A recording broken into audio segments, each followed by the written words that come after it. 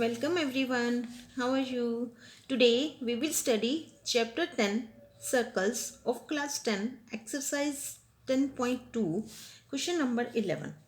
Prove that parallelogram circumscribing a circle is a rhombus.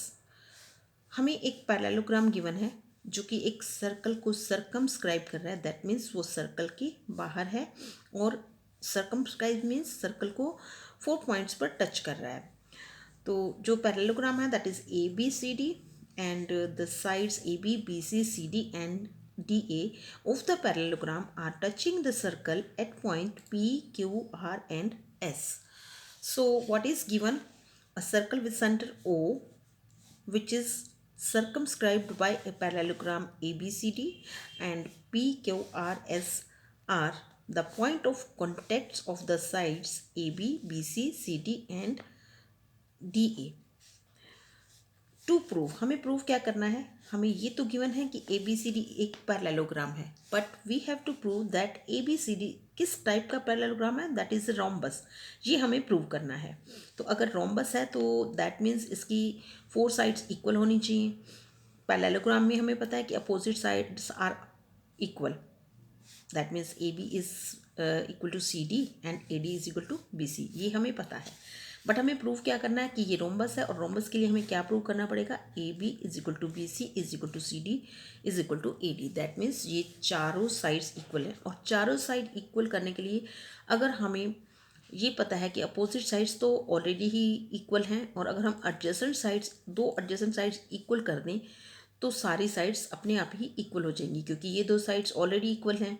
ये दो sides अगर हम इक्वल प्रूव कर देते हैं तो this side is equal to this side and this side is equal to this side, but this side is also equal to this side. तो इसका मतलब ये सारी साइड्स इक्वल हो जाएंगी. So we have to prove that A B is equal to B C is equal to C D is equal to A D. So in this theorem we will be applying the property that the length of the tangents drawn from an external point are equal. और इसमें हम क्या करेंगे, just जो sides हमें पता है कि ये इक्वल हैं हम उन दो साइड्स को लेकर चलते हैं. ए बी और सी डी इक्वल हैं, या तो हम इन दोनों साइड्स को ले लें या हम इन दोनों साइड्स को ले लें. तो हम पहले हम इस साइड को लेकर चलते हैं, ए बी और सी डी को. अब A B and C D, A is an external point and A P and AS are tangents drawn from the point A to the point of contact P and C. तो इसका मतलब क्या हुआ, AP और AS की length equal है. तो यहाँ पर हम लिखेंगे, हम AB साइड का हाफ पार्ट ले रहे हैं.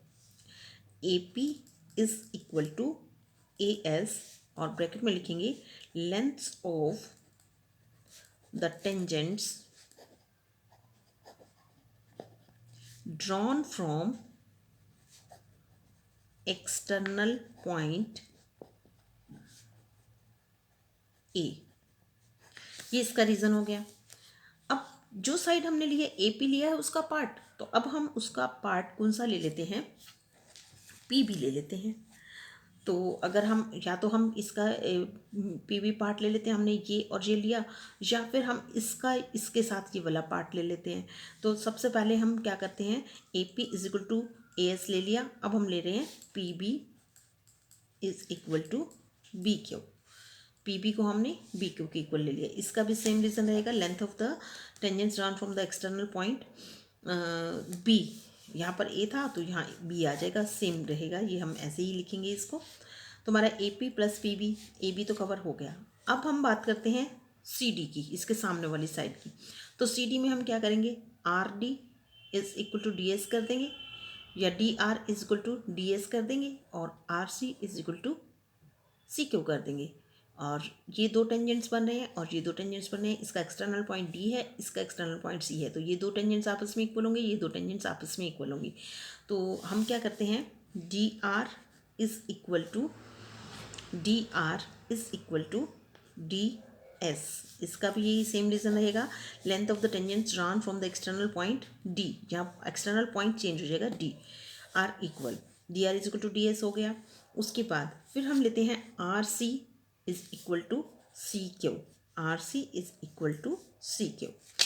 ये हमने लिया, और इसमें भी यही लिखेंगे, length of the tangents drawn from the external point C R equal. Now this is equation number 1, this is 2, this is 3 and this is 4. ये 4 इक्वेशंस हमारे पास आ गई. अब हम क्या करेंगे, इनको ऐड करते हैं.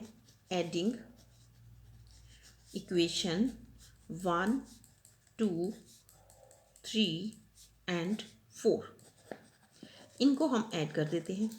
तो क्या आएगा हमारे पास, A P plus P B plus D R plus R C is equal to A S plus, अब एस वाला जो हमारे पास लाइन सेगमेंट है उसको एस वाले लाइन सेगमेंट के साथ ही लिख लेते हैं. ऐड तो हमने चारों को करना है, तो हम इनकी पेयरिंग ऐसे कर लेते हैं कि जिनके कॉमन पॉइंट्स सेम हैं, A S plus D S plus B Q plus C Q, B Q plus C Q, ये हमने कर लिया. अब A P plus P B, हम ऑलरेडी ए बी को लेकर चले थे. A P plus P B is A B, तो इन दोनों की जगह हम क्या लिख देते हैं, A B plus D R plus R C, this is D C, ये डी सी हो गया. ए बी और D C equal to A S plus D S, A S plus D S, ये किसके इक्वल है, this is equal to A D, ये A D के equal आ गया, plus B Q plus C Q, B Q plus C Q, Q common है तो ये बी सी के इक्वल आएगा. हमें अगर फिगर में से हम नहीं भी देखना चाहते तो यहाँ से भी पता चल जाता है हमें, B Q plus C Q is equal to B C, क्योंकि क्यू कॉमन है. इसी तरह से A S plus D S is equal to A D, क्योंकि एस कॉमन है, और चाहे तो हम इस फिगर में से भी देख सकते हैं कि A S plus S D is equal to A D. तो अब हमारे पास ये एक्सप्रेशन आ गया.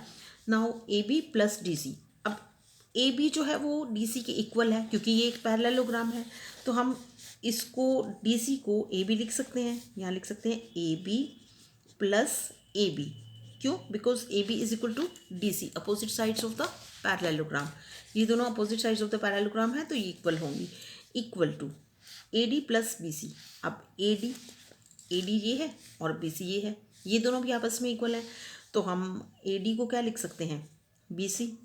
तो यहाँ पर लिखेंगे B C plus B C, तो इसका मतलब, और यहाँ पर रीज़न लिख देंगे because A B D C is equal to A B and A D is equal to B C, और इसका रीज़न क्या है, अपोजिट साइड्स ऑफ पैरेललोग्राम.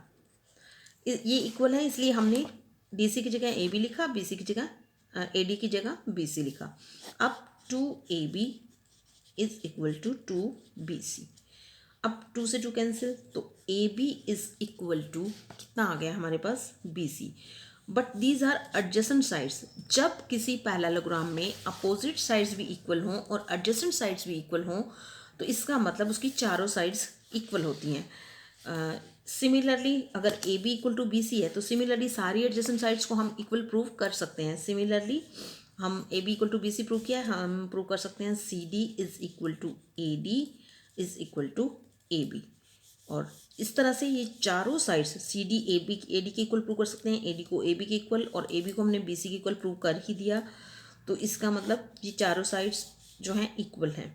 यहाँ लिख देते हैं एडजेसेंट साइड्स. अगर एडजेसेंट साइड्स इक्वल हैं और एक पेयर पैरेलल साइड का इक्वल है तो सारी साइड्स इक्वल होती हैं, और जब सारी साइड्स इक्वल हैं तो we can say that therefore A B C D, ये पैरेललोग्राम तो था ही बट किस टाइप का पैरेललोग्राम है, हमने क्या प्रूव कर दिया, चारों साइड्स इक्वल हैं, तो A B C D is a rhombus which we have to prove. Thank you.